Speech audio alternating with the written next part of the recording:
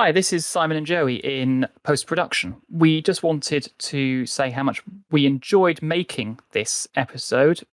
It was at times a little bit challenging for us, and we do touch on a number of topics around body image and self-worth. Feel free to add something here. So, we know that these topics can be challenging for some people, and so we fully understand if you would like to skip this episode. I will make some time notes into the show notes to give you an idea of where we talk about specific things, because we do have a nice discussion about fitness in general and how we can better understand ourselves, as well as obviously some of the more difficult aspects of body image, especially in the queer community. We hope you enjoy this episode as much as we did making it, and we look forward to doing another one and speaking to you again in a couple of weeks' time. Cue the music.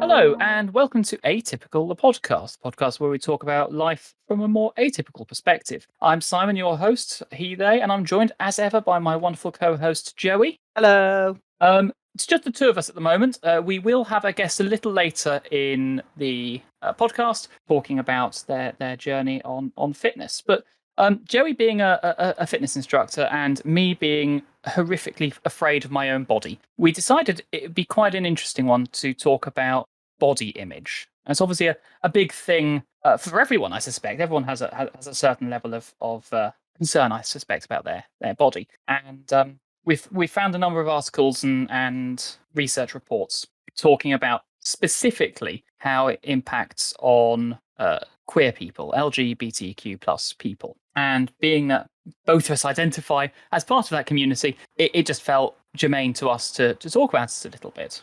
Yeah. So, obviously, there are many reasons people do exercise. Hopefully, the primary reason is to be healthier. But what if I want to look like a Marvel superhero? Exactly. There is a lot of pressure on people, and when I have clients come in, it is more the main goal is they actually want to feel good about themselves when they see themselves in the mirror. Some people have a lot of goals about, they're going to do the Tough Mud course and they need to be a certain level of fitness, or they want to keep up with their grandchildren. And people have, a lot of very genuine reasons. And not saying that vanity isn't a genuine reason to do exercise, but there are lots of people who have a unrealistic idea of what is attractive, I think. And we live currently in a society that has a superhero fetish. It is the single biggest bit of entertainment, regardless of whether it's video games or films or television. You cannot escape superheroes. And for the most part, they are all very attractive. They're all very muscular and have bodies that require an astounding amount of work to get to and are not achievable even by those actors. Some of them are wearing padding under their suits. A lot of them are very well defined in musculature, but that's not what they look like the day after the shoot. That's only achievable for very short periods of time. So that has led, I think, to a bit of an amplification of the problem that's always been there. Body image is not a new issue, I'm sure. Oh, goodness, no. I'm sure there were cavemen who were unhappy with how they looked. But with social media giving everyone a snapshot into everyone's perfect lives, and people don't tend to share photos of themselves when they look bad. No. So you only tend to see people looking at their best. And if they are a bodybuilder or someone who does a lot of exercise, the chances are they're sharing photos where they are looking at their peak, not where they're looking at their worst. Yes. So we need to be very wary of that culture, especially the gay culture generally tends to be very image heavy. There's a lot of discrimination on dating apps and things regarding not wanting fat people, not wanting. Yeah, and that's certainly something which I've spotted in the past is if you get people saying things like, a gym fit only, or no fats no femmes, or other quite uncomfortable phrases that people use to suggest that if you don't have that sort of rippling shredded abs as your main post, you're a lesser person. Yeah. And obviously that leads to feeling quite inadequate about yourself. Oh yes. So when I looked at one of the papers, and which I don't think will come as a surprise, but the more engaged you were in the gay scene and the sort of typical gay culture, the greater the chances are you were to be suffering from some sort of either body dysmorphia, or just the more you engaged with gay culture, the more dissatisfied you were with your body on the whole, because it is an incredibly appearance orientated community. So there is quite a negative aspect there to gay culture, when gay culture was supposed to be about freedom and being yourself, but it's become very toxic in terms of vanity. And that's not to say that there's nothing wrong with wanting to look fantastic. No, of course not. No. But it's had this sort of subconscious side effect where instead of it being I'm trying to look good or not, it's become judging people for not looking like a pinup. But especially with dating apps, if the rejection is instant, and with most dating apps, the only way people are rejecting you is based on image, because you haven't got to the point where you've had a conversation, and most dating apps don't allow you to put enough information into your profile to convey any form of personality. So you're entirely being judged on the quality of the photo you post. So if no one messages you, no one matches with you, or you send a message to people and no one responds, or they say, I'm sorry, you're not your type, or you just get blocked. You don't even get the decency of sorry, you're not my type. You just get blocked. Yeah. And you know that the only reason they've done that is because of the way you look. You've going to be in a downward spiral. They're not healthy places to be. You've got to be able to, you've either got to have, water off a duck's back. And if you can do that and it doesn't upset you, more power to you. But then you're a better person than me. Yes. Yeah. I find them incredibly disheartening. And I'm not the best looking person in the sea, but I'm not unattractive. And I struggle with these things a lot. And I feel very glad that they are not my source of validation. But if they were, you would be. Yeah, I mean, I have to admit that I just don't feel good enough in how I look to be a part of that culture. So, but I to an extent, I've slightly accepted that I will never be good enough to be part of that culture, and it does bother me. I have restarted doing some exercise again recently, although that is more because, slipped disc and physio telling me I needed to do certain things.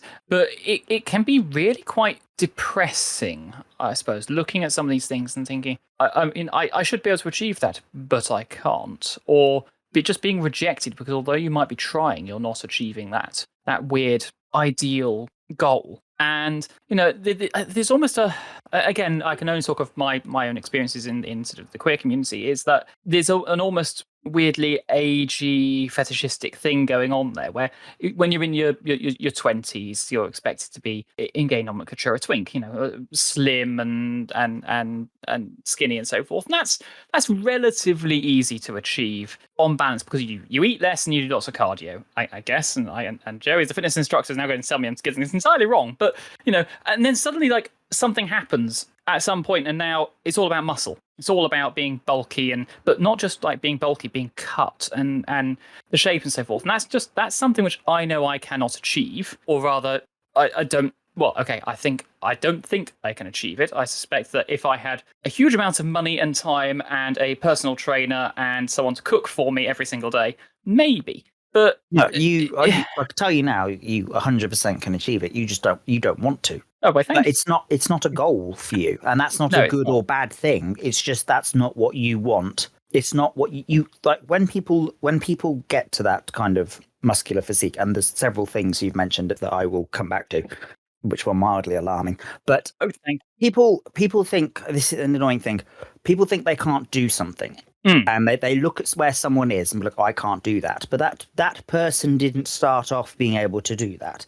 And I get this when I say that I teach classes that are about flexibility and strengthening and toning and balance. And people are like, well, I've got no sense of balance and I'm not flexible, so it's not for me. And it's like, nobody started off being able to stick their leg above their head. That's not how people are built. Unless you've got a disorder that makes you very flexible because you've not got the ligaments or cartilage, or you're just very, very flexible. But most people, they get their leg above their head because they've practiced. They do stretches every day, and they might not be deliberately doing stretches to get that flexibility. It's just the fitness they're doing happens to have, as a byproduct, they get more flexible. But it takes time. If you wanted to look like Chris Hemsworth, we could start tomorrow, and in a year's time, I could have made a massive difference to the musculature of your body and how you look. Everyone is fully capable of doing that, as long as you don't have a counter contraindication for exercise, then you'd be able to do it. It is knowing what food to eat, it is knowing what exercise to do, and it's consistency at it for a prolonged period of time. So you could do it, but if you're not interested in it, there's no point, because it's just torture. You are literally torturing yourself to achieve something. You're not doing it because you want to do it. You're doing it. Yeah. Which is why part of it, people who do it solely for vanity, if they enjoy the exercise and they're doing it for vanity's sake, I don't really see that there's a harm in that. Good for them. But if you're actively doing something, and to get quite muscular, it's a couple of hours a day, multiple times a week. So it's not an insignificant commitment. And you're hating it because you hate yourself as well. That is a very toxic place to be in your head, because you will never feel good about yourself because you're not doing something you enjoy. So you're miserable. Yeah. And I think you're miserable because you're miserable. Yes. So you're compounding. And I think some of that is unfortunately, again, compounded by sort of the world in which we live in, where we get almost pushed by social media, by films, by dating apps and so forth, to achieve that sort of ideal goal, which, as you rightly say, can be done, but requires a great deal of time and effort and knowledge, and isn't going to be an overnight thing. And unfortunately, I think we have this sort of hyperbolic discounting as a species, and that, I think, possibly can make it harder for people to deal with body image. I mean, it's not difficult to find stuff going back easily to the 50s, where, let's take American adverts, for example, because there was a lot of them, advertising, weight loss pills for women so that they would look more curvy for their man. And over the years, suddenly, movie stars became Arnold Schwarzenegger. And then we started seeing, more and more of the sort of superhero type things. But I don't think that any of this really helps anybody. Although I do think the expectation on men has gotten worse.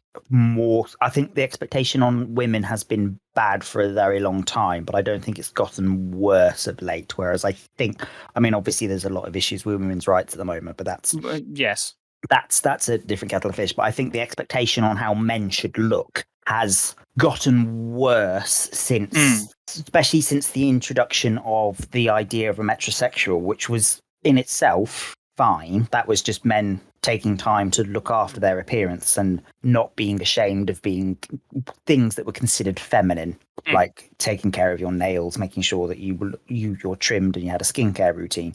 But that has then led into a pressure to have to do that, and then that being the normal. Appear to be athletic and to appear to have, which I think has gotten worse. Whereas I think the pressure on women in terms of how to look probably is.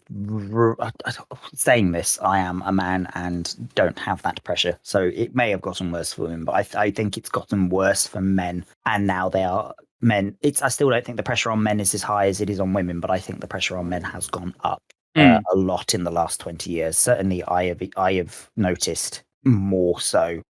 But I also do now work at a gym, so I have that thrust upon me quite a lot, that people are unhappy with how they look.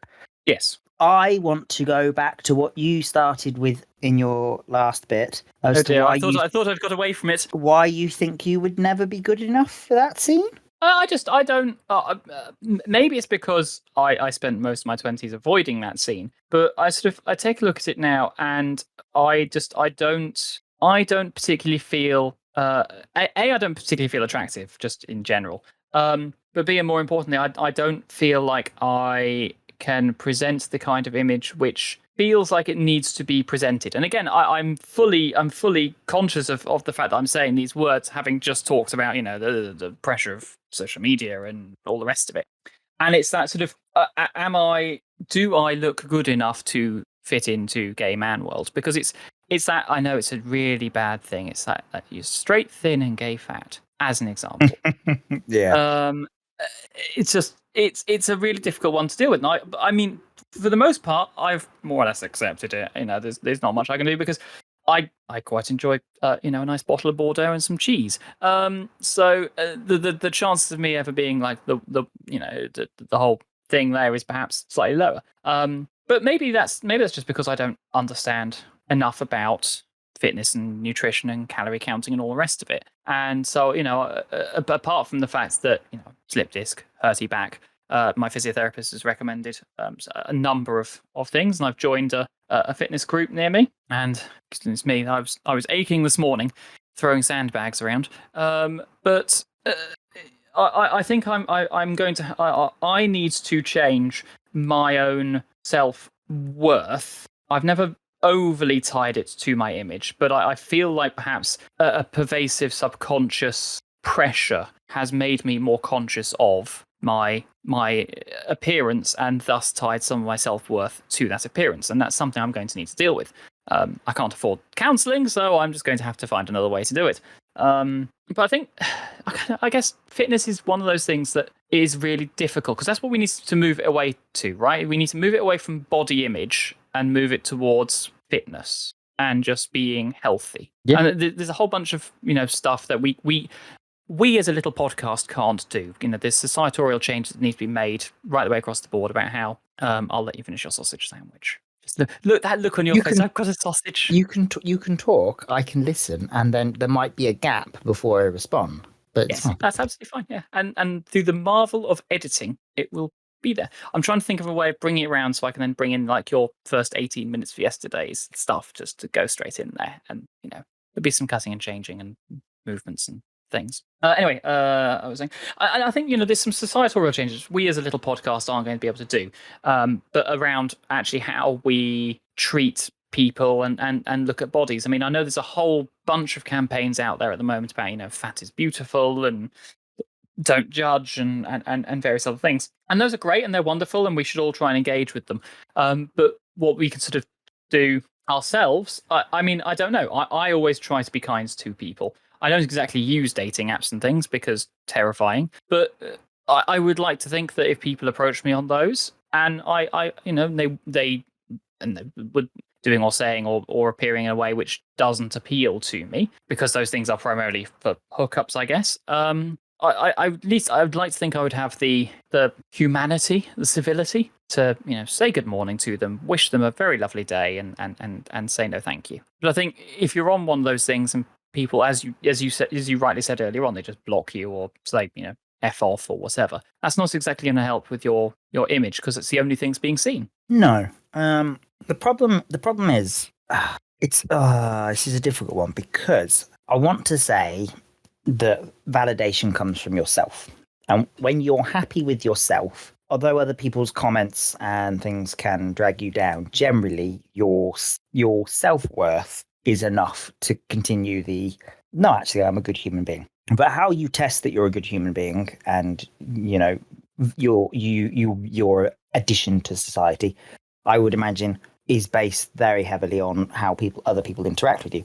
So I know I'm a good fitness instructor because people keep coming to my classes and they tell me that they enjoy it and it's their favorite part of their week and so on and so forth. So that I get and that must be very affirming, and that's rather it is lovely. very affirming, and it is very difficult when I'm ill or during COVID and I didn't have that affirmation. So I know that a bit of my ego and self-worth does come from people saying that. From people. So yeah, I also know, very egotistical thing to say, I also know I'm a relatively attractive person. So my self-worth, I don't think I care. But it's one of those things where you say, well, you don't care because you've already got it.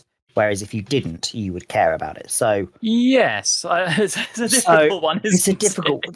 Is it actually? Am I correct that it doesn't matter, or am I just like, it's like, you know, It doesn't matter because you've got it. Yeah, money doesn't make you happy. Well, you say that because you're not struggling for bills at the moment. Yeah. Okay.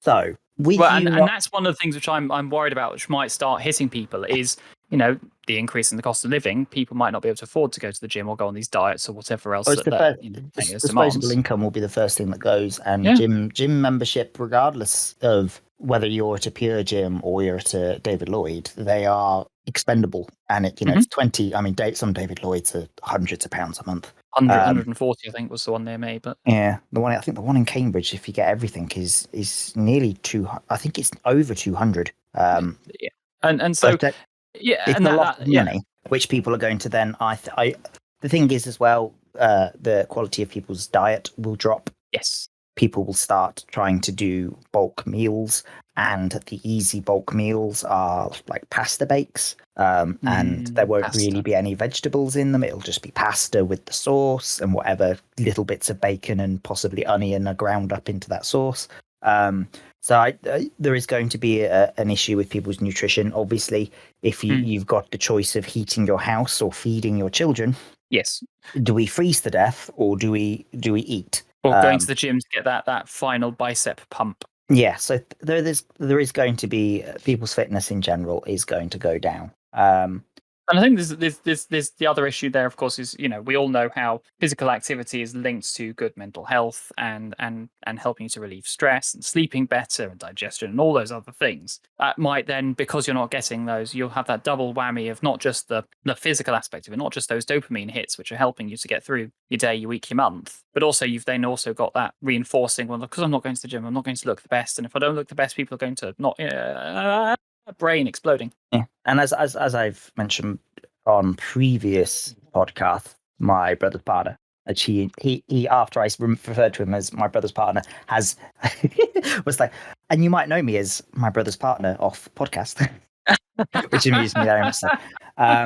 I don't have his number, so I can't text him. You've been on this podcast. Sorry. He's obviously he's lost a lot of weight and become very fit now, and is now teaching body combat classes. So he's gone through a complete journey from no exercise to loving exercise to now teaching a fitness class. But he has now noticed on days and weeks where he doesn't teach, if he's recently not been particularly well, so he's had a bit of time off, and he's noticed that difference in his mood when he doesn't do exercise, and it does make a huge difference to just regulating your mood, your hormones, everything else.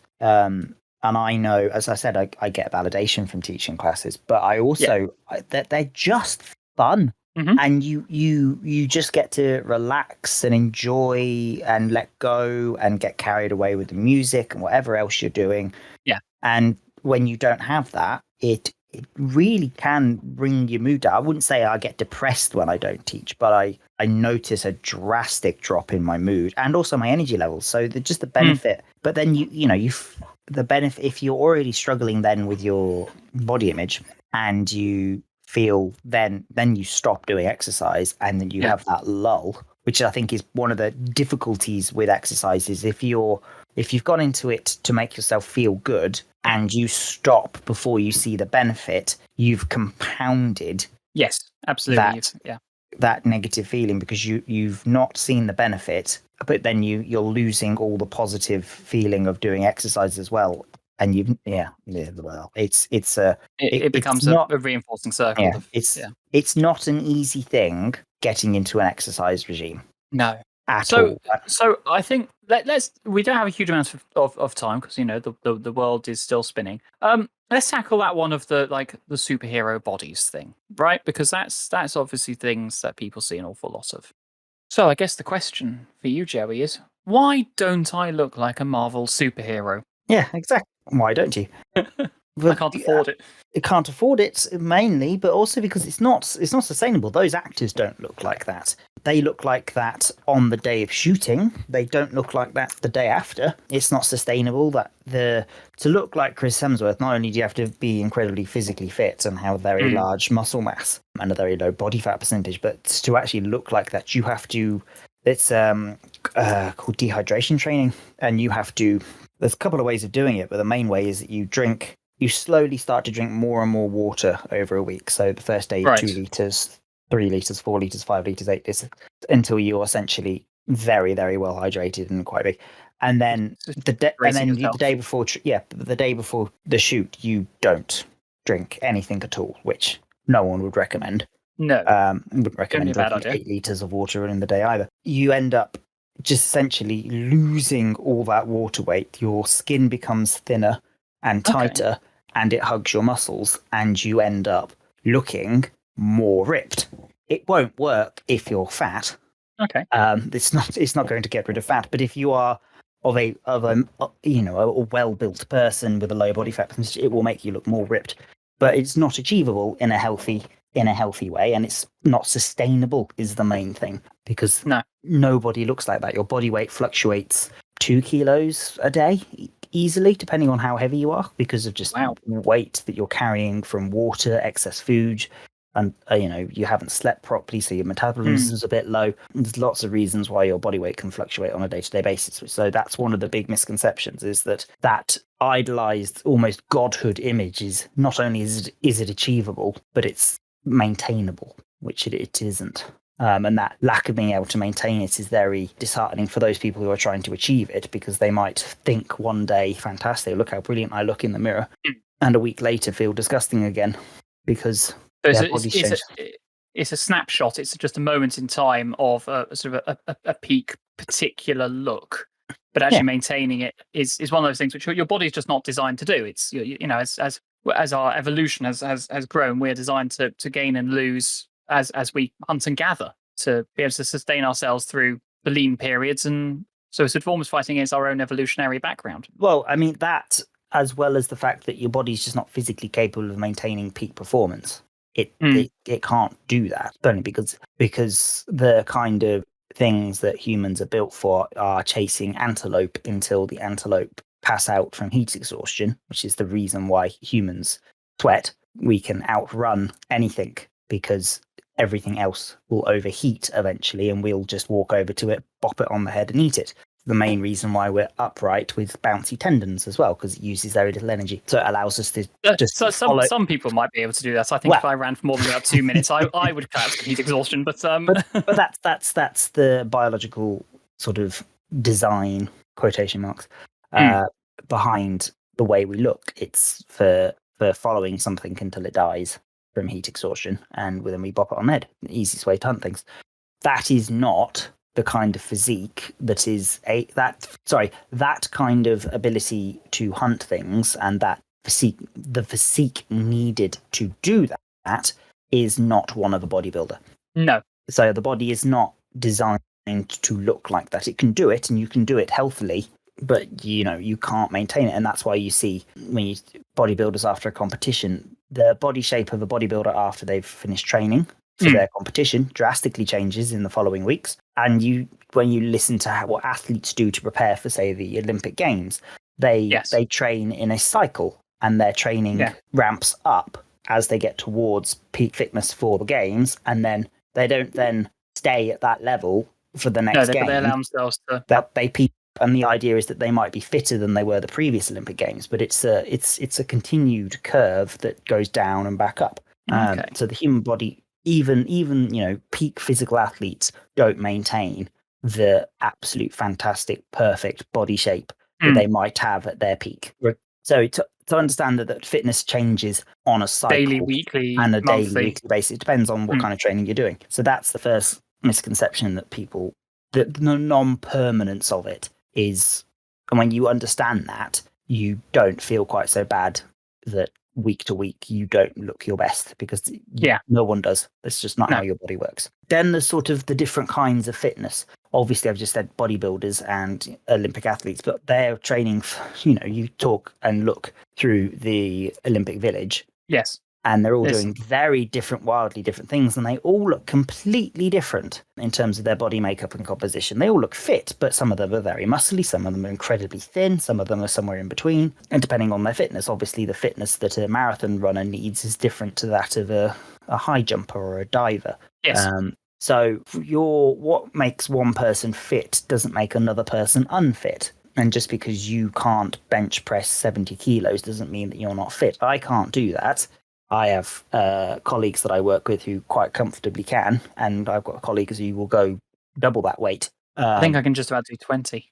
I think I'm about 50 at my max, but it's not the fitness that I'm interested in. My fitness is much more to do with supporting muscles and preventing injury, Yes. and to do with I do a lot of high impact, high energy classes that are much more cardio based and Okay. coordination based and core work. So Hmm. the level of fitness that interests me, as let alone what I think is good for my body, is very different to someone else's. But that doesn't mean that they're wrong or I'm right. It's just that I have a different desire out of my life that requires a very different kind of fitness.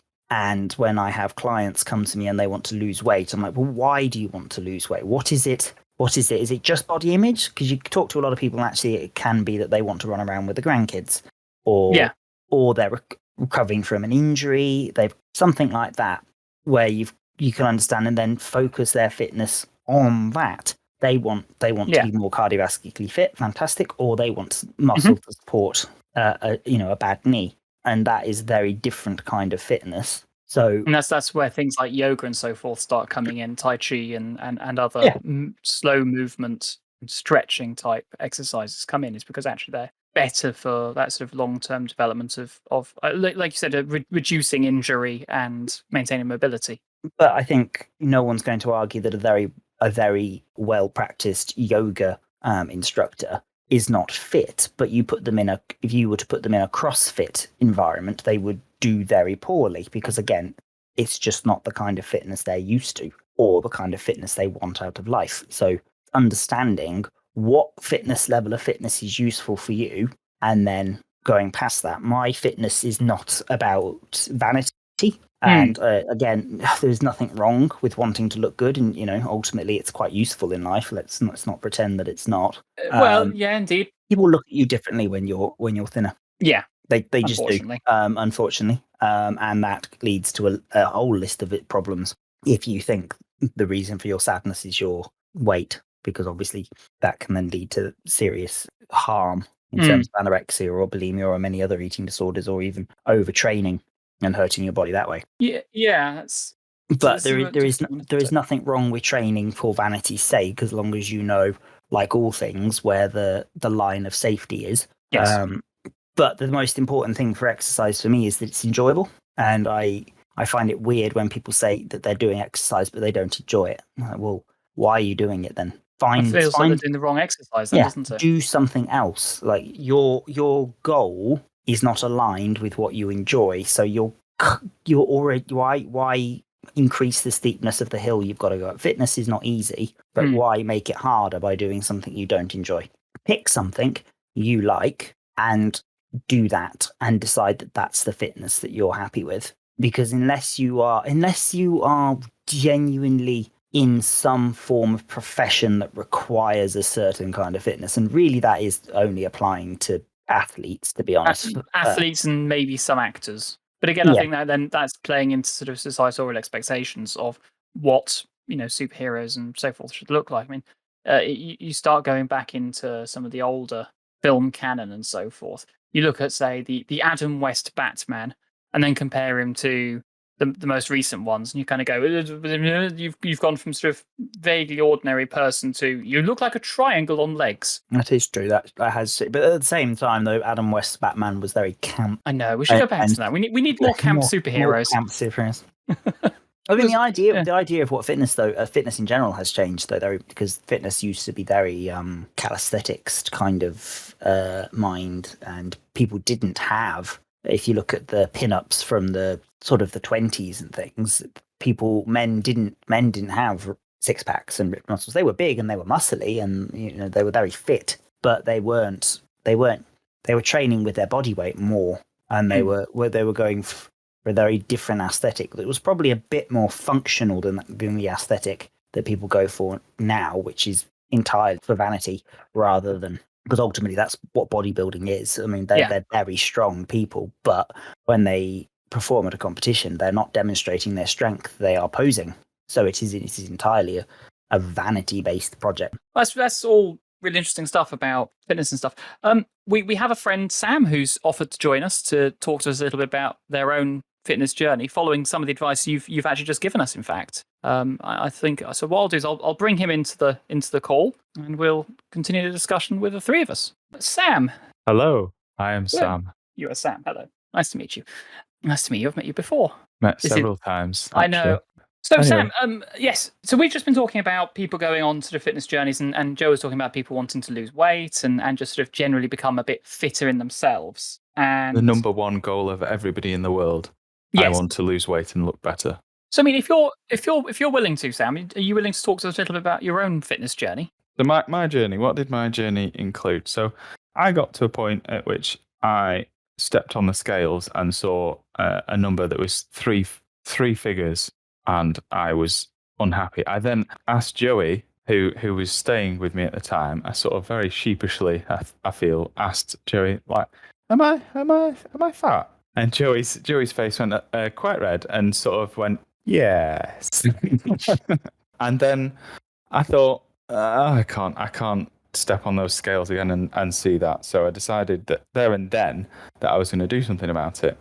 And my journey started with tracking calories, which I think is pretty much the best way to start any sort of journey like that, because it starts to immediately passively teach you about nutrition and like what value foods have, which foods are high in calories and which foods are low in calories, which like at the very beginning is very, very good to start learning. And I didn't do any sort of fitness for quite a while. And the pounds or kilos, whatever works for your brain, started to fall off. And very quickly, I sort of was feeling a lot better. I say very quickly, but relatively speaking, we are talking like months, weeks and months, not sort of days. But it does happen faster than you imagine, especially if you're in a good calorie deficit. And that's pretty much all I did was maintain a calorie deficit. I still enjoyed the things that I enjoyed. I enjoyed chocolate. I enjoyed toast with lots of butter when I wanted it.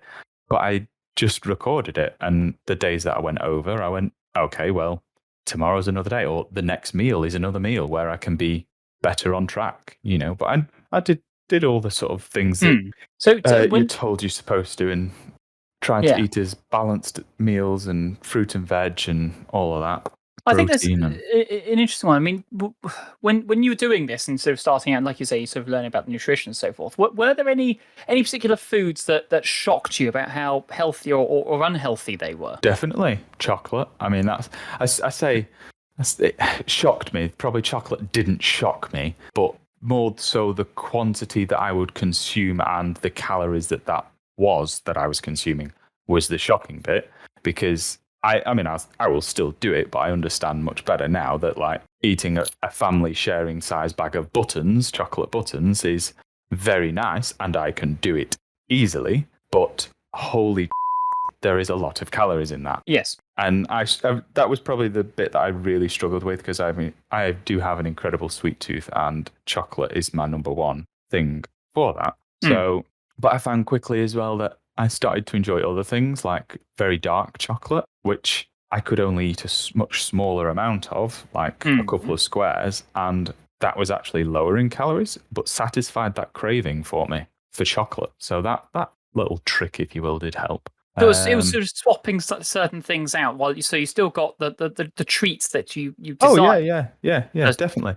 And I mean, I'm sat here looking at a box of marshmallow brownie bombs from Aldi, actually. That just sounds like just pure sugar to me, but okay. I mean, 12% sugar per piece, so that's a thing.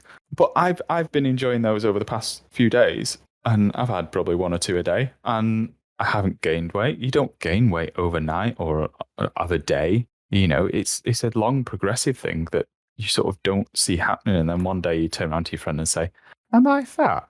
And they go, yes, you are. And yes, you were. I was. So I got to give you the numbers where I was a grand total of 106.5 kilos or 16 stone 10. And as of this morning, I weigh 78 kilos. So that's 12 stone 3 pounds. So quite a difference now. But like I say, it was that moment where I got on the scale and I saw 3 figures that really gave me the kick, and I went, oh my God, I shouldn't be this heavy. And Mm.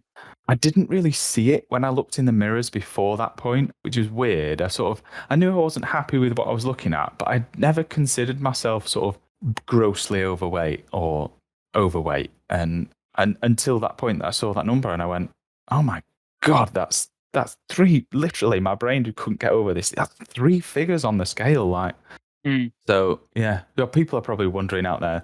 There'll be a few people going, "Oh my God, he was 3 figures in stone. How big was this person?" But no, it was in kilos that I was working. Yes, but yeah, because that works for me.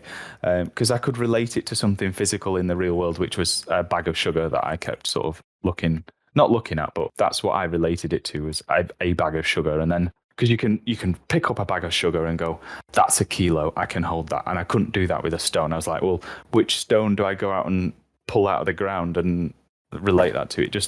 It didn't work for my brain at all. So, but the bag of sugar concept did. Yeah.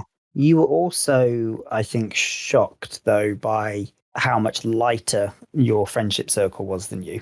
Because I don't think I remember when we had to weigh ourselves when we went. Oh yes, kayaking. For Norway, I couldn't get over it. You couldn't get over the difference. You're like, you can't possibly be that much lighter than me. I am, because I don't think you had fully appreciated. Yeah, no, well, that's what it really. Yeah, no, that's exactly it. Because at that point, I hadn't considered myself to be overweight. I just knew I wasn't happy with what I was looking at, which is weird to say, but it hadn't clicked until that moment. And yeah, I could not get over that, and I remember that really vividly, because I just kept going, "You are that much? How could you be that much lighter than me?" And I couldn't understand it at all. I don't know. It's quite funny to think about that, actually. Yeah, and I had to sit in the back because I was fat. I had a kayak myself, so God knows what that says about me. But no, so you decided then to do something about it, and you just started by calorie counting and just reducing down, and you say almost passively learning about nutrition as you went. Oh yeah. I've never sat down and sort of really looked into it. It's everything I've learned has been very much passive, or things that I've sort of learned from like the likes of Joey or a couple of fitness people that I sort of follow on Instagram. Other social medias are available. But yeah, but a lot of, which I suppose is where that whole sort of the algorithms that sort of show you more of what you like sort of thing actually came in handy, because what I believed in, which was the calorie deficit things, it tended to show me people that supported that. And I do think it's the best way of sort of losing weight for your average people, unless you've got a very specific goal. You sort of be in a calorie deficit, you'll lose weight. You certainly preach that, don't you, Joey? Calorie deficit is the only way to lose weight. You cannot lose weight any other fashion, depending on what your training goal is. Obviously, you don't necessarily want to be in a calorie deficit. It's very difficult to gain muscle while in a calorie deficit. It's not impossible, but it's bloody hard work. Yeah, I would say you can do other weight loss systems, and they can work, but whether they are then sustainable and you learn from them and then maintain whatever weight you achieve is, I think, harder. Because you can't, like, what's the keto diet? Is that one? The all-meat one. Yeah, is that what that is? But that's really hard to then, it might work to achieve a certain goal, but it's certainly not something you can do for huge extent or the rest of your life. I'd imagine it's not terribly healthy long term. You can't, no, and not all those sort of diets, like the keto diet, where you're essentially drastically reducing carbohydrate intake, and it's very high fat. Sensible protein and almost no. Or if it's one of the famous shake diets where you're just having meal replacements or anything like that, they all work because you're in a calorie deficit. But it's an extreme form of calorie deficit. And you're not learning anything. You're not learning a thing because you're just following a plan. And once you deviate from that plan, you will gain weight because you haven't taught yourself or haven't been educated on how to eat every day for the rest of your life. You've been taught how to get to a goal in the shortest period of time, which is what most of these diets are about doing. And they aren't sustainable, and they aren't healthy. A lot of them aren't healthy. There are some really extreme. I mean, the Atkins diet is not a good idea, and your liver will not thank you for that. So perhaps there needs to be more open conversation about what these different things are that might actually do more long-term damage than it's worth. So calorie Unlikely. deficits work because your body starts eating fat and other bits of your body in order to lose weight. But you've only got a very small window. Most people have only got between what's recommended to maintain and what your body needs to work is only a couple of 100 calories, 200-300, maybe 400 calories for some people. Once you go below that, you won't lose weight better because your metabolism will drop drastically, and the amino acids and the fats and everything else your body needs to run its normal function will be in short supply. So your body will start metabolizing your muscles. You'll get muscle wastage. It will start metabolizing bones. It'll look for it anywhere it can. Very good at trying to keep you alive.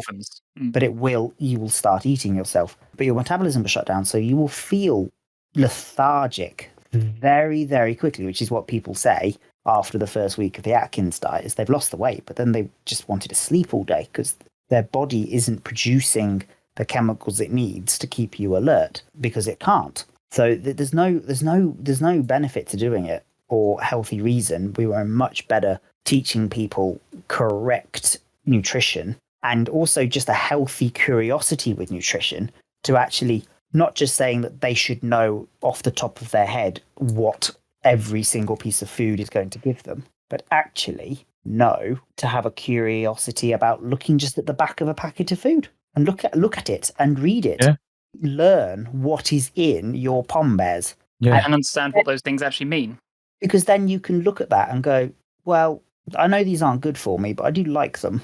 And I've got 200 calories spare in my diet today, so I'm going to treat myself. I'm going to have some pom bears. I think things like that, that's really fascinating that you sort of mentioned that particular food, because I think I did definitely looked at foods like that I would sort of have of a day or like every day and not really think about, like a bag of crisps. I'd have it at work and you go, oh, it's only a bag of crisps. But they're sort of like one of the emptiest calories that you can possibly eat because they don't provide you with realistically any nutrition. They cost you those calories and you're hungry again after them. They don't satisfy your body long term for the food that it needs and the nutrition it needs. And I still have crisps. I still enjoy them quite a lot. I had a giant bag of Quavers the other day.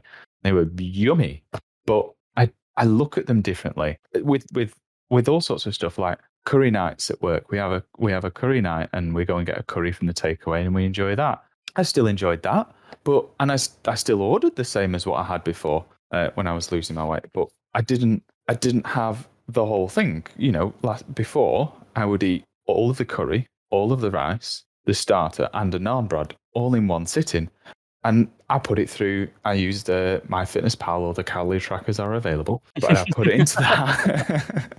I put it into that, and I used sort of fairly generic ones that I just searched through, and I put it in, and I went, oh my God, that one meal is, what was it, about like 2.5 a day and a half's food or something? Yeah, it was 2.5, 3,000 calories, and I didn't think anything of it. And then when I put it in, I was like, holy, and I thought, I can't eat that in one meal. It's far too much money.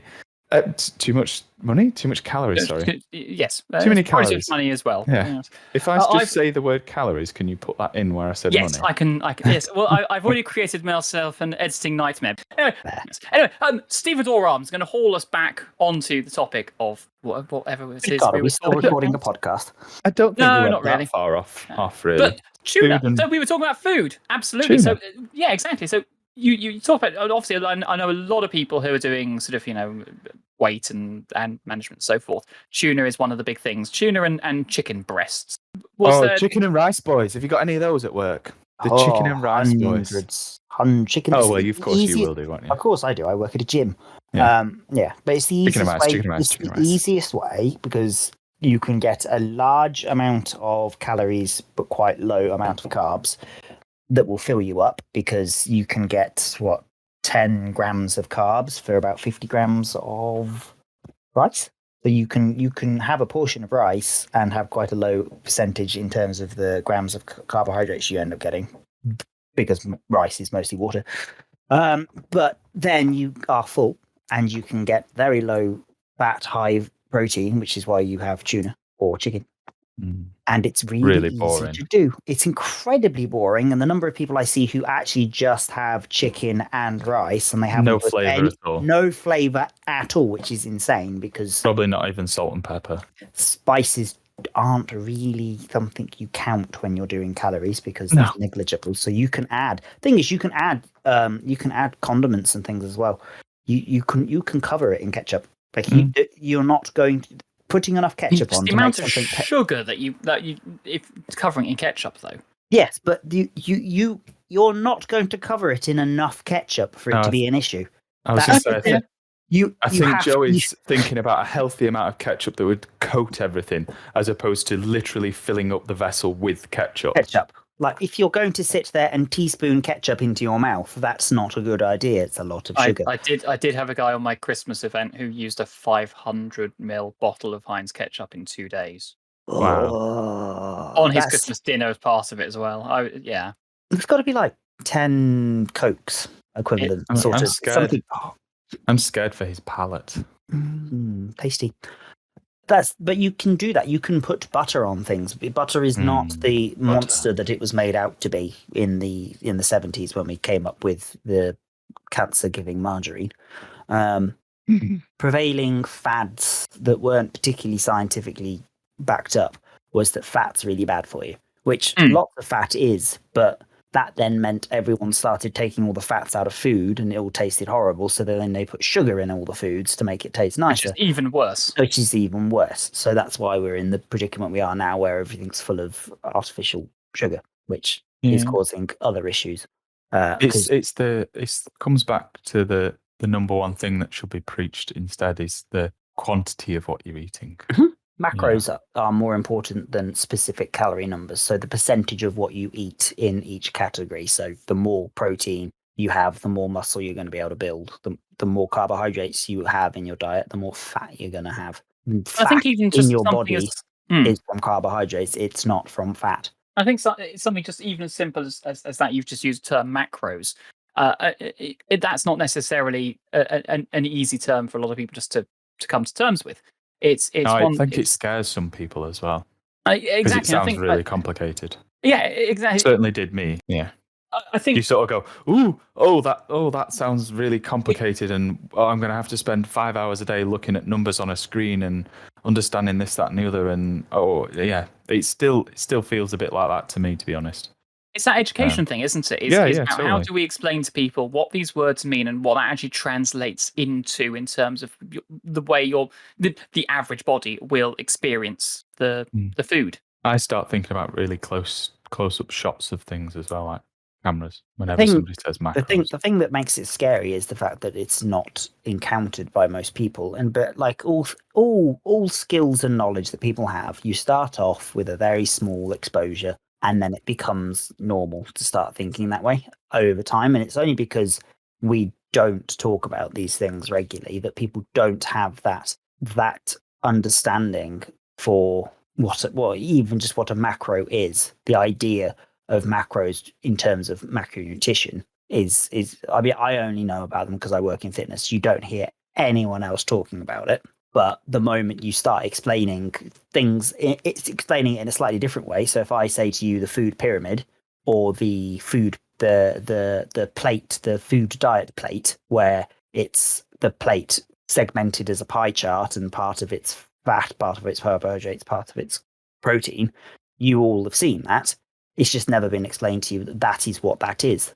Those are macros as a percentage of your daily intake. It's always been explained as, the food pyramid or the dinner plate. But so I think this comes back again to that educational point of how do we help people to understand good choices in terms of fitness and diet, and also how do we tackle sort of the endemic of people doing fitness for, as we were talking about earlier on, Joey, for ideal reasons, and such, because they're trying to achieve that Marvel superhero body. Actually, we know that that's not something that most people can achieve, and what you see on the screen only lasts for 10 minutes, and the stress it puts on your body. How do we go about helping people to understand how to be just a bit healthier and decide on what type of fitness is good for them and what they want to achieve? think people need to look at their fitness about in terms of what their body needs to be capable of doing to survive their day-to-day life, what they need to become an old age pensioner, and when they're there, what do they want to be able to do. At that point, you can pretty much work out what kind of fitness they want, which is going to be some form of relatively sensible cardio, nothing too high impact, and they want enough support around all their muscles and their range of motion not to be hindered. So you're going to be doing calisthenic training, you're going to be doing yoga, Pilates, and you're going to be doing some form of cardio, whether it's bike, running, whatever form of cardio. There's enough of it for people to find something they enjoy. That's what most people probably want. They just want to be able to run up the stairs without getting out of breath. Fit for life. Fit for life. But everyone's life has a very different, requirement from their body. If you unpack boxes for a living, Sorry, Joey, I can't help but think about your poor knee when you keep mentioning this. Yes, but I don't. I don't train for my own physical fitness. No, you're damaging yourself for everybody else's physical fitness. I have to teach classes where I have to not only demonstrate the exercise, but I have to continuously do it with them, which means I have to be the hardest working person, the most technically accurate person, and I have to do it for longer than everyone else in the class. And that is detrimental. Sounds like hell. It's detrimental to my physical fitness because it's not sustainable. But I have no intention of continuing it for the next 10 years. But when it's your source of income, the more of those you can fit into the week, the more times you can go to the pub at the end of the week. So the real reason, Joey. The real reason, fitness. Yes, so that I can afford the pub. Before the calories of the pub. The calories of the pub. Genuinely, I do say that to all my clients. I do exercise so that I can eat what I want, which is and I don't have to worry about it, and I know that my body will be able to react to most danger or stimulus that it is needed to do. So, what are you going to do when you physically can't do the exercise you need to do to maintain your? My diet will change, or I will get fat. But I will decide that then. The happiness, which one makes you happier, will be the route you choose. But which does go back to sort of what I said before about like, if people are happy, then leave them be happy. Put people in the normal range of fitness, and they're happy and fine. But generally, people who are in the normal ranges of fitness tend to be happier anyway, because doing some form of physical exercise helps regulate your hormones and helps regulate your mood. So people generally tend to be a bit more content. Hugely so, and you're so much more positive about everything in life. I found that, like I said, I couldn't look in the mirror.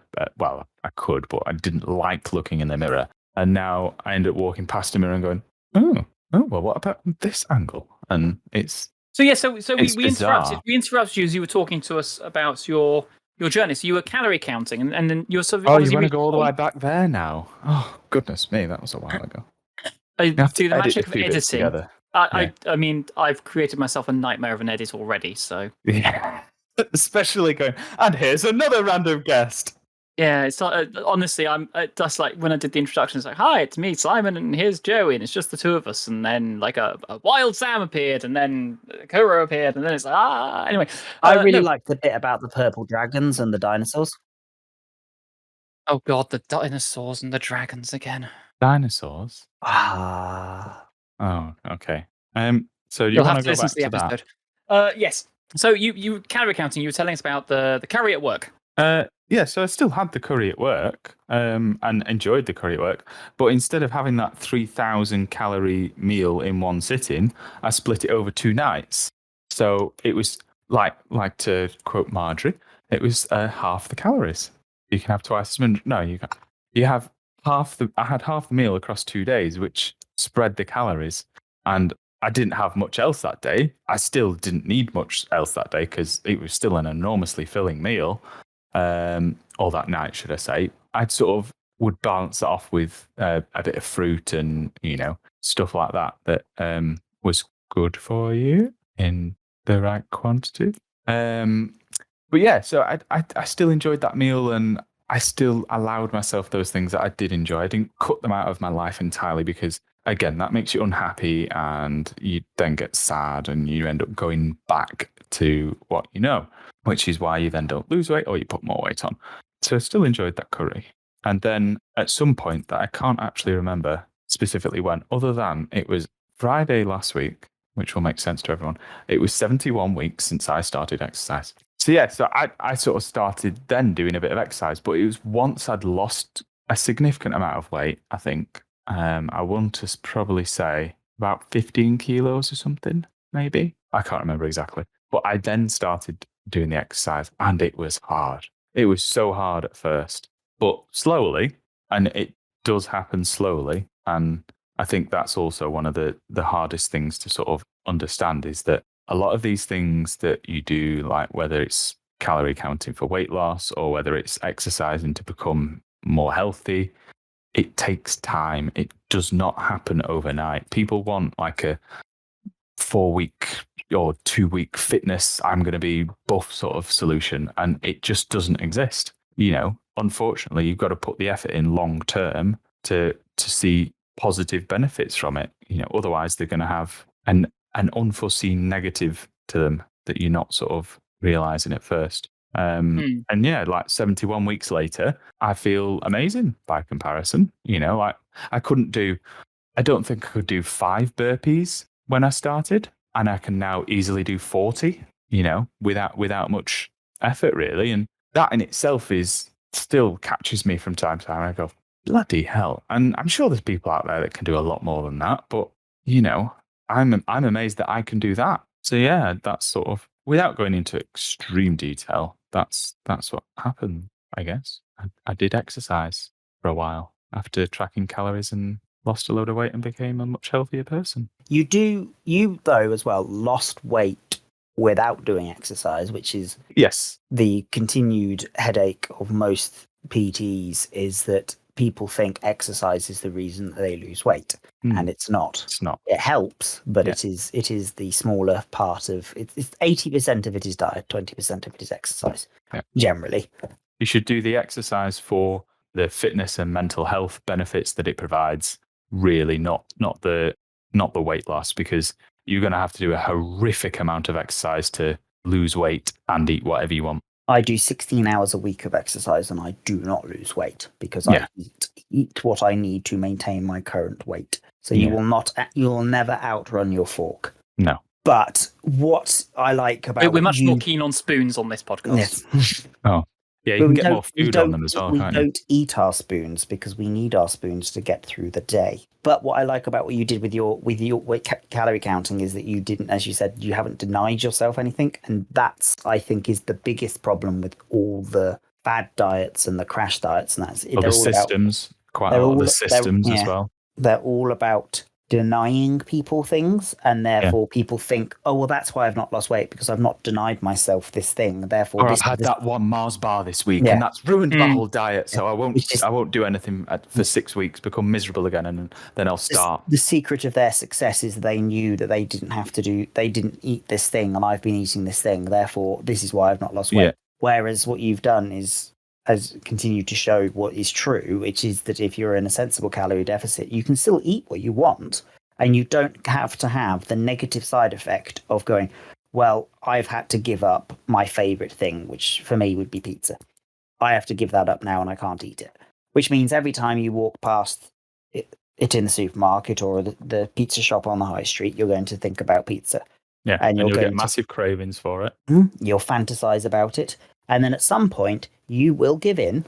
You will eat the thing that you've said you're not going to eat. It will not be as nice because you've spent 2 weeks, a month fantasizing about it. So it'll never taste as good as what you've imagined. You will then feel bad because it doesn't taste as good. You will also feel bad because you have broken the promise to yourself.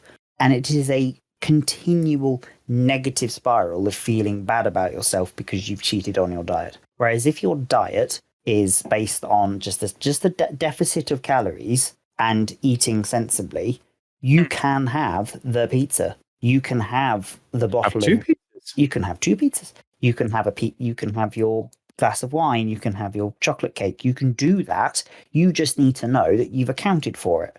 Mhm. And that's just about understanding. And when you start off doing the calorie counting, you have to look at the back of every single packet, and you have to put it in the calorie app to maintain it and track it. But once you get used to it and you've been doing it for about a month, you're putting it in so you can remember. But actually, you know what's in a chicken breast, and you know what's in the back of a packet of Pom Bears. So you can I can afford that today, and I'll have it. I'm just going to hijack my own podcast back for a moment. Hi, this is Simon in Post. Because I had a bit of a coughing fit in the middle of asking the question, forgot to go back, ask it again during the actual podcast. The question that I asked was, so, hijacking my own podcast back, why should we exercise? There's, like you say, there's a lot of different sort of opinions on why, and there's the whole society and image sort of thing, which is a massive rabbit hole to go down in itself. But I think if people are doing it for their own benefit and their own self-improvement, that's the best reason. Ultimately, it's got to be. I mean, there's arguably those people that should for health reasons, and they should. But I also sort of feel at the same time, if they're happy with like the way they look or how their life is going, then who is anyone else to sort of weigh in on that and say you should do this and you should do that? They might, they probably should do something about it, but if they're happy, should they? That's or should they feel the pressure to? Sorry, Joey. That's what I say with my clients, though, because we always take a body scale snapshot of them, so that where their muscle mass is, where their fat is, how much they're carrying, where so on and so forth. Complete body breakdown. Their ability to move, so we do a movement analysis and make sure there aren't any issues with range of motion and everything else. And then we do a cardiovascular assessment to see how just physically fit their heart and lungs and things are. But usually with that, you end up getting a bunch of numbers, and the scales will actually recommend an amount to lose. And most people will say, I have not been that weight since I was, and usually they weren't an adult. Yeah. I've not been that weight since I was 13. Yeah, pretty much. Generally how it comes. I was heavier than that on my wedding day. So and they'll mention that they don't think they'll look healthy at that weight. And I always say, well, what we do is you will lose weight now, and most people's journey is about a year to get to something that's more reasonable or more healthy. And usually my answer is, if one day you walk past a mirror and go, I quite like that. Yeah. You're there. You don't need to go past that unless you are medically advised to do so. There obviously are, if someone walks past a mirror and say, oh, I actually quite like that, and they are still obese, that's a different conversation. But if you're back into the normal healthy range for your age and height, which is to an extent BMI, but we take into body fat percentage and a few other things into to try and make it a bit less inaccurate, because BMI can be wildly inaccurate if you're at the extremes of height. Well, according to BMI, most rugby players are incredibly unfit, aren't they? So. BMI can be a really strange one to read. BMI is fine, but it, like all fitness tools, it's meant to be taken in, not in isolation. That's the problem. People always biggest argument with BMI is always the rugby player argument. But most people aren't rugby players.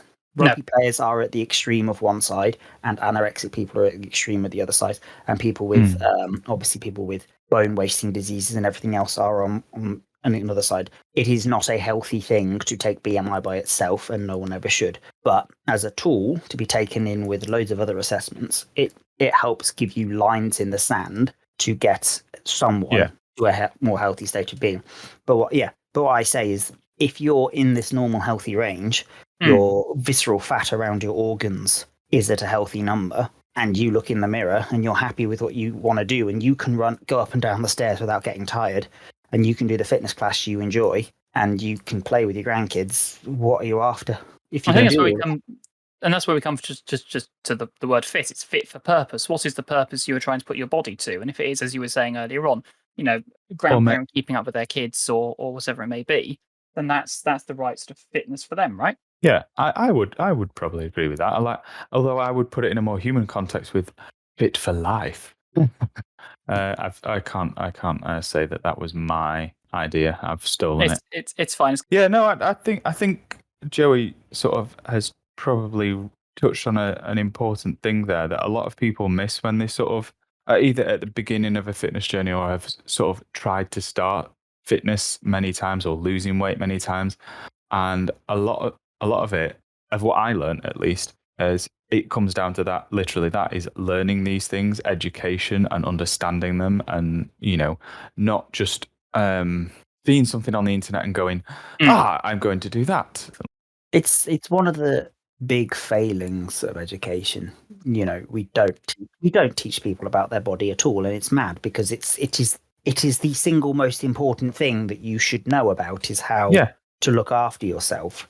And we don't teach children that at all at school. We don't teach it at any part of real education. Even physical education at school is generally the scapegoat easy subject for someone to teach, because generally it just devolves into getting the kids to kick a football about, and that was your PE class. We don't do any of the nutrition or anything like that, and that's woeful. Nutrition, so important. But even just understanding how your muscles work and why they do what they do, why you get cramp, why when you move your arm up, what kind of lever that is, how the force works on it. You can explain that to a young child so that they understand that when they do a press up, they understand that they're working certain parts of their body differently. And if they move, and just even if they rotate the position of their hands, they're working different muscles. Because then they'll know how to look after themselves. And if they injure themselves, they can be like, well, I've injured my shoulder doing this. I probably wasn't strong enough to lift that box up and I've hurt my shoulder. So once I've recovered, I can do some exercise instead of just being like, because a lot of people just have an injury and then they're like, I just have an injury. And they do nothing about it. I just hurt. Yeah. So I just won't do it again. No, the reason it hurts is because you hadn't got the support that you needed at the time. It's probably why a third of people suffer with back pain. It's higher than that. It's about 80%. Really? It's about 80% of people. At least 1/3 of this conversation suffers from back pain. So I don't anymore. That is something that I used to suffer with quite a lot. With especially when I used to get into bed, I used to lie down, and as that pressure was taken off my back and my lower back, the pain was ridiculous. For 5-10 minutes, it would settle down, and then I could go try and go to sleep.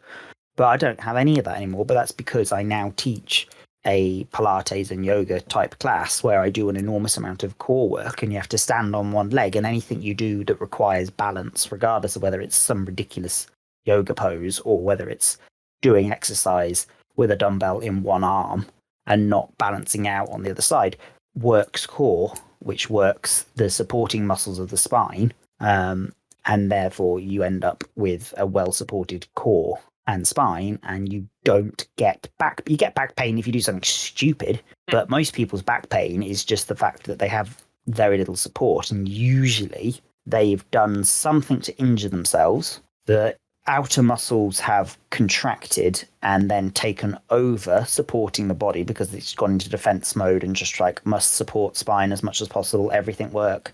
But then because the big muscles have taken over, all the little muscles very quickly atrophy because they've got nothing to do. And then you recover from the injury, you've lost all the support from those secondary muscles, the much more deep tissue muscles, and then you just get back pain because you're not supporting your spine, but you're not then doing the exercise to recover that loss. I think it's interesting that you say that, because I mean, as both of you just said about it, nobody really gets taught about this. It's certainly not covered in schools, and yet statistics show that something like 12.5% of just all sick days are attributable directly just to back pain. So if we could just teach even some of this in schools or in the workplace or wherever, we'd actually end up with a healthier society, because they're not taking quite as many days off because their back hurts. I think it would definitely have to be earlier than the workplace, because I think as you get older, you definitely become a lot more stubborn. So that change becomes a lot harder to make if you don't want it.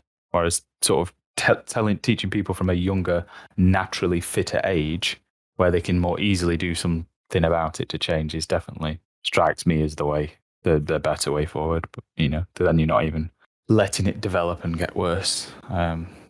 Yeah. No, I think you're right there, Sam. Anyway, so we've been talking for a little while. Is there anything else we want to mention before we wrap up? So still going back to your feeling of not being able to participate in the gay community. Oh God, I thought we'd got past all this. No. We've been talking about lots of other things. Damn it, I can't pull the wool over your eyes, can I? No. Yeah. Do you? I don't know if anyone feels that they can participate. I think the issue has gotten to the point that I don't actually think anyone is happy with it, because I don't think anyone thinks they're attractive enough. And so that's not a dismissal of your feeling about. I'll just go stop in a corner. It's fine. Yeah, it is. I think no one is that ideal. So I wouldn't be upset about not.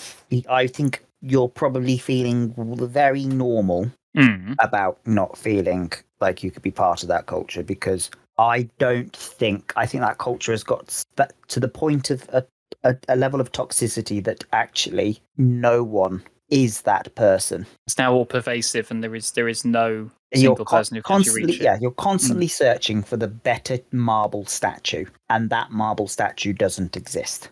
So I wouldn't.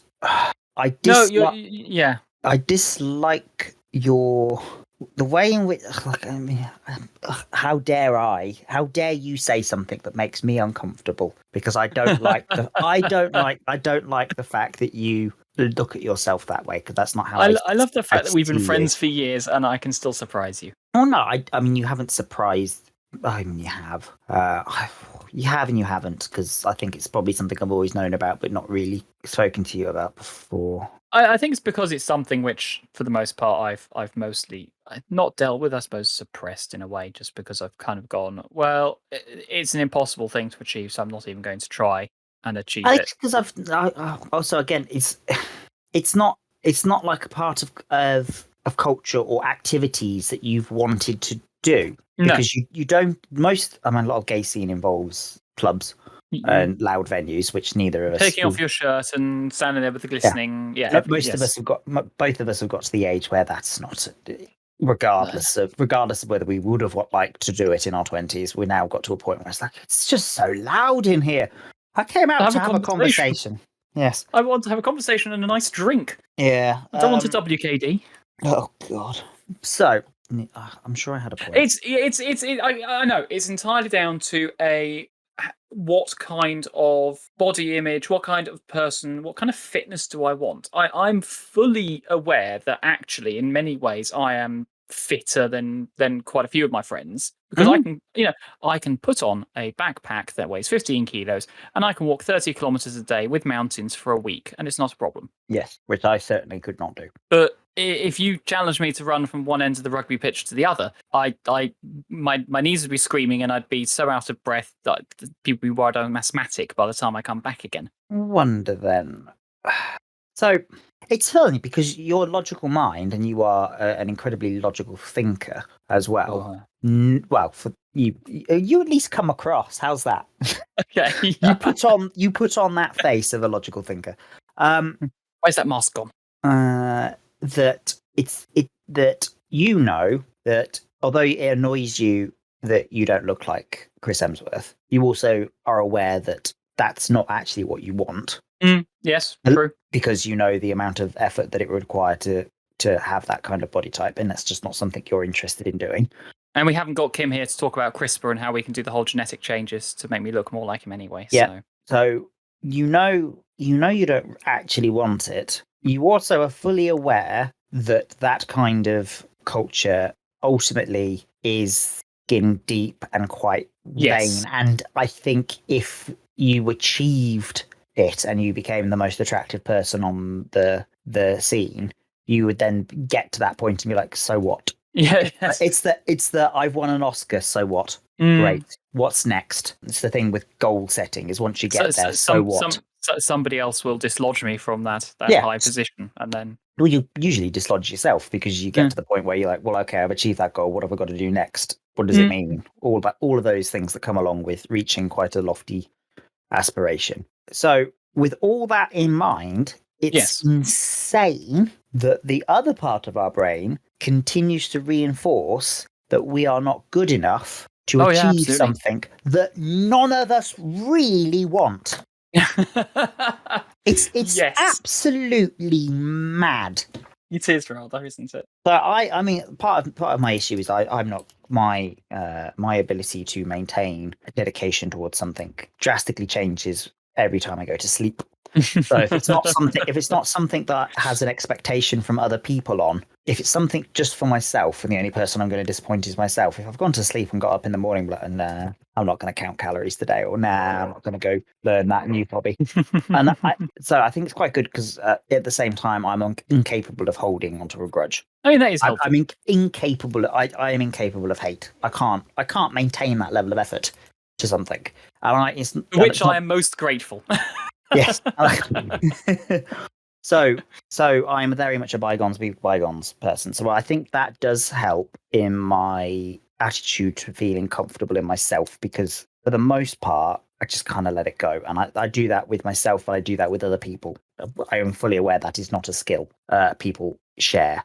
I don't know whether you learn it or whether it's just something some people can do. So I think you can set yourself consciously to think about it, and it comes down to making a decision that actually you're not going to hold someone else's actions against them because you don't know what was going on with them at the time. There's plenty of times people do things when you go, "What the blue I'd love to blazes, and why did you do that?" But unless you're inside their head and you know precisely what was driving them at the time, if you say, "Oh, I'll meet you for a drink later," and then you back out and you give a lame excuse, it might be because you genuinely forgot you were double booked, or you're just anxious about it, or you don't have the money to pay for it and you don't want to say it, or I think you can learn to do it consciously. That doesn't necessarily mean that it's going to be easy or something to do, but so maybe it is a bit of a nature nurture thing. You've just have it built in. Possibly, but that sort of forgiveness towards yourself, I think, is Is, very I think, a lot helpful. harder.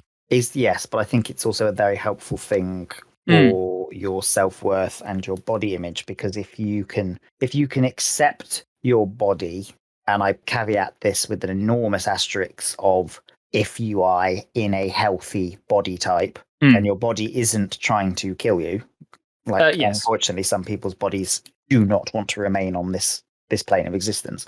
But I think if you are in a healthy body and you're doing a sensible amount of exercise and you are eating well so that you are in a healthy range, and that range is quite large. Yeah, absolutely. I think if you can forgive yourself enough to be comfortable with that, I think that's where I wouldn't say happiness is, but just being content, because you're not constantly attacking yourself. There's acceptance. This is one of the meditation scripts we've recently done. Is about just that acceptance. Feel how your body feels today, and then just accept that you ache. Accept that you haven't got the flexibility you want today. Accept that you messed up this bit of what exercise and your technique was wrong. And that acceptance that it happened, let it go, move on. You'll get better at it later. Indeed. I think actually there's an awful lot there on fitness and education and just trying to understand how our own bodies work. And we touched on it very briefly. I think there's an entire episode on body image and how people see themselves and as sort of how society makes people feel they have to conform to particular looks and images. I think there's something specifically there to do with gay, lesbian, queer experiences, in addition to sort of the wider society's sort of way. So perhaps that's something we can talk about in another episode, is about body image and some of the plethora high of rabbit standards. holes. Mm-hmm. Indeed, we do love a good rabbit hole on this podcast. We are pro rabbit hole. We're also pro union, pro trans, pro other interesting things. Pro everything positive. Indeed. So thank you everybody for listening today. I know it's ever so slightly confusing. Hopefully the edit will fix some of that. Yes. Yes, indeed. So thank you. I wish you good luck. Thank you in reverse order to Sam and Joey for joining me today. And we hope to have another episode for you in a couple of weeks' time. Thank you, everyone. Take care now. Bye. Bye. Bye.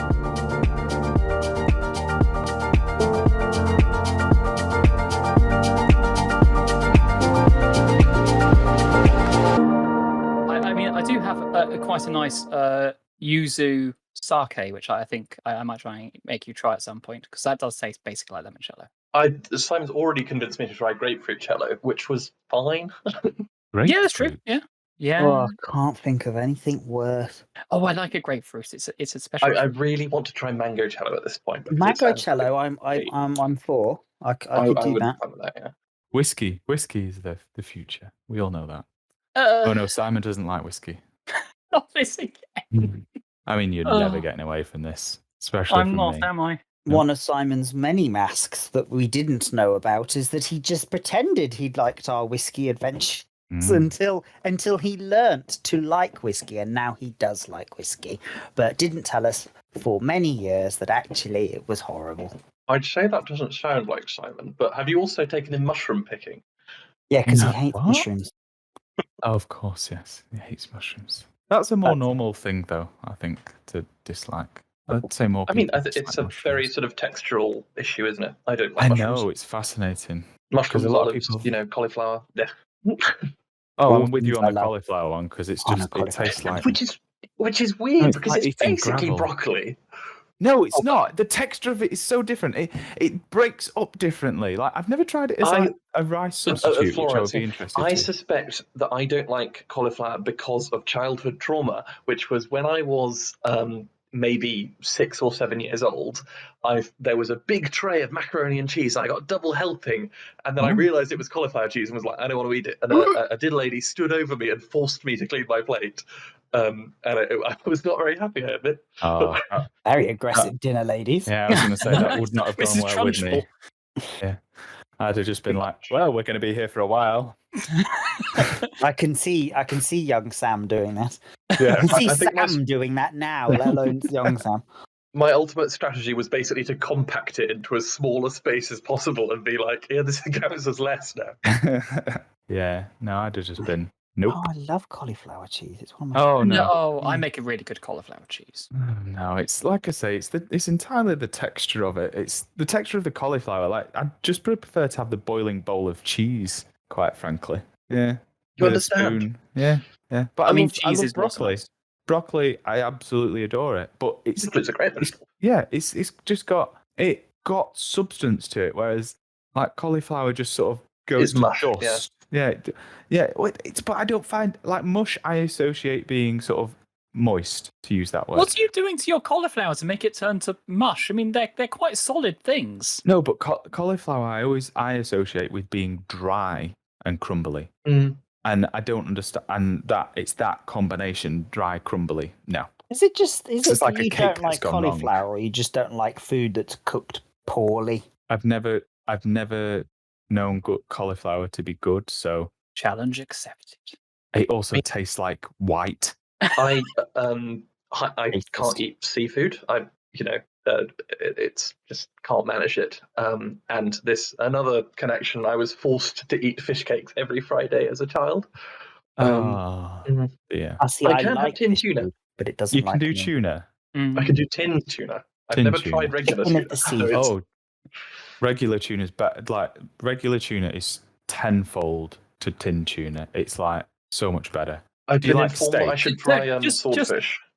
I do love So- steak. I was having a very nice Chateaubriand yesterday with Well, so tuna done properly can be an amazing steak substitute. It's if you sort of, unless you're one of those fish people that can't do sort of the fish element, but if you like tin tuna, I can't understand, and you like steak, you'd probably like a tuna steak. I will make an effort at some point. Swordfish on that note as well, although Yeah. even worse for the environment than tuna. But swordfish. Although I will take you to a nice fish restaurant and feed you good tuna. How about that? Simon has successfully taken me to a fish place and to a wine bar in recent times. That So doesn't I'm sound looking like forward to Simon. them. It doesn't sound like the wine bar was successful because you didn't drink the wine. Well, we had a very, very nice steak instead, which I think Okay. is more than a good substitute. I thought the Chateaubriand was a reasonable substitute.